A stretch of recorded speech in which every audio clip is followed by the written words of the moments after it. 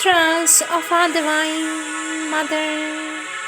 Our Divine Mother says, let all thoughts, all feelings, all actions, all hopes be turned towards the Divine and concentrated on Him. He is our only help and our only safety.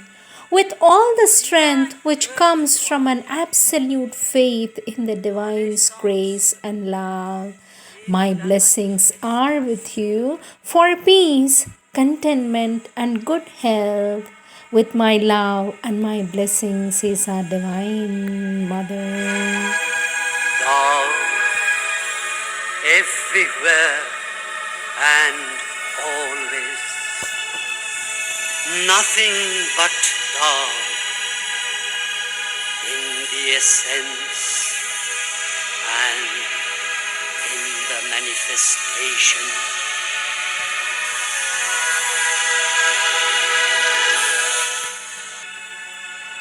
Words of Sri Aurobindo from the collective works of Sri Aurobindo, book Basis of Yoga, Part 4, topic Desire, Food and Sex, page 80, new stanza.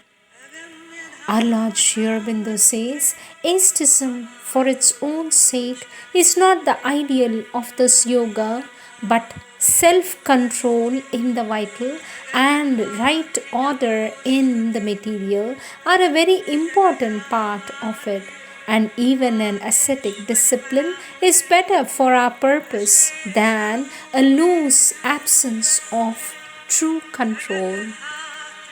Mastery of the material does not mean having plenty and profusely throwing it out or spoiling it as fast as it comes or faster. Mastery implies in it the right and careful utilization of things and also a self-control in their use.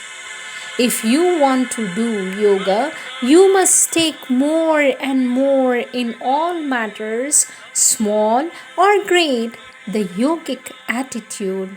In our path, that attitude is not one of forceful suppression, but of detachment and equality with regard to the objects of desire.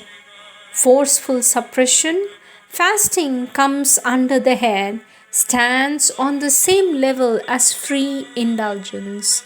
In both cases, the desire remains. In the one, it is fed by indulgence. In the other, it lies latent and exasperated by suppression. It is only when one stands back, separates oneself from the lower vital, refusing to regard its desires and clamors as one's own, and cultivates an entire equality and equanimity in the consciousness with respect to them, that the lower vital itself becomes gradually purified and itself also calm and equal. Each wave of desire as it comes must be observed as quietly and with as much unmoved detachment as you would observe something going on outside you, and must be allowed to pass, rejected from the consciousness, and the true moment, the true consciousness, steadily put in its place. Our Lord Sri Aurobindo says, it is the attachment to food, the greed and eagerness for it, making it an unduly important thing in the life, that is contrary to the spirit of yoga.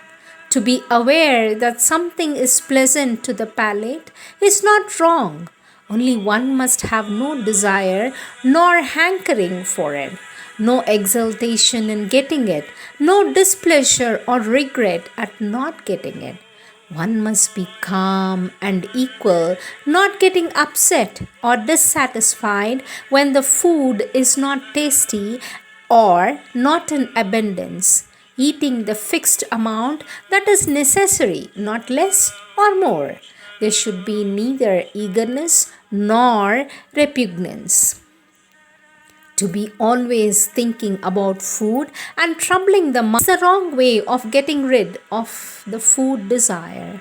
Put the food element in the right place in the life, in a small corner, and don't concentrate on it but on other things. Do not trouble your mind about food.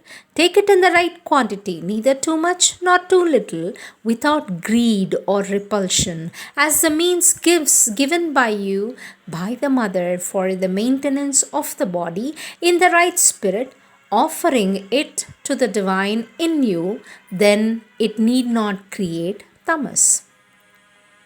Our Lord Sri Aurobindo says it is no part of this yoga to suppress taste, rasa altogether. What is to be got rid of is vital desire and attachment, the greed for food, being overjoyed at getting the food you like, sorry and discontented when you do not have it, giving an undue importance to it. Equality is here, the test as in so many matters. The idea of giving up food is a wrong inspiration. You can go on with a small quantity of food, but not without food altogether, except for a comparatively shorter time.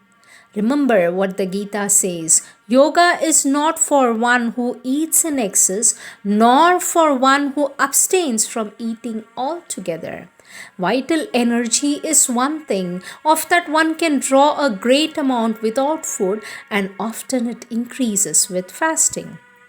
But physical substance, without which life loses its support, is of a different order. Neither neglect this turn of the nature, the food desire, nor make too much of it. It has to be dealt with, purified, and mastered, but without giving it too much importance. There are two ways of conquering it, one of detachment, learning to regard food as only a physical necessity and the vital satisfaction of the stomach, and the palate as a thing of no importance. The other is to be able to take without insistence or seeking any food given, and to find in it, whether pronounced good or bad by others, the equal rasa, not the food for its own sake, but the universal ananda. Our Lord Sri Aurobindo says, it is a mistake to neglect the body and let it waste away. The body is the means of the sadhana and should be maintained in good order. There should be no attachment to it, but no contempt or neglect either of the material part of our nature.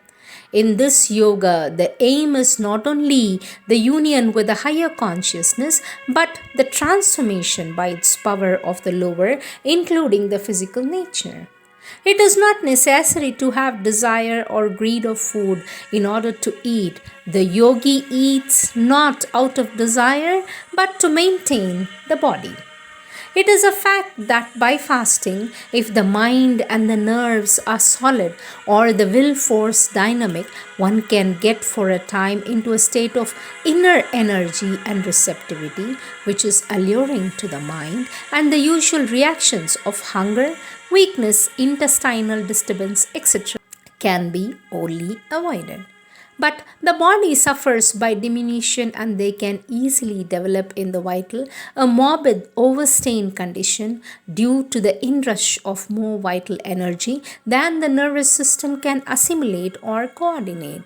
Nervous people should avoid the temptation to fast. It is often accompanied or followed by delusions and a loss of balance, especially if there is a motive of hunger strike or that element comes in. Fasting becomes perilous, for it is then an indulgence of a vital moment which may become easily a habit, endurance, and pernicious to the sadhana. Even if all these reactions are avoided, still there is no sufficient utility in fasting, since the higher energy and receptivity ought to come not by artificial or physical means, but by the intensity of the consciousness and strong will for the sadhana. The transformation to which we aspire is too vast and complex to come at one stroke. It must be allowed to come by stages. The physical change is the last of these stages and is itself a progressive process. The inner transformation cannot be brought about by physical means either of a positive or a negative nature. On the contrary, the physical change itself can be brought about by a descent of the greater supramental consciousness into the cells of the body. Till then, at least the body and its supporting energies have to be maintained in a part by the ordinary means food, sleep, etc. Food has to be taken in the right spirit with the right consciousness. Sleep has to be gradually transformed into the yogic repose. A premature and excessive physical austerity, tapasya, may endanger the process of the sadhana by establishing a disturbance and abnormality of the forces in the different parts of the system. A great energy may pour into the mental and vital parts, but the nerves and the body may be overstrained and lose the strength to support the play of these higher energies. This is the reason why an extreme physical austerity is not included here as a substantive part of the sadhana.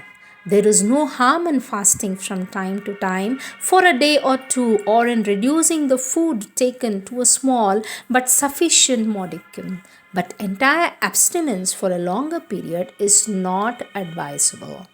The sadhak has to turn away entirely from the invasion of the vital and the physical. Slowly, with unconscious steps, a foundling of the gods wanders here, like a child soul left near the gates of hell, fumbling through fog in search of phantom of a dark and evil star, ghost-like perfume all that we dream and do. This was the first cry of the awakening world. It clings around us still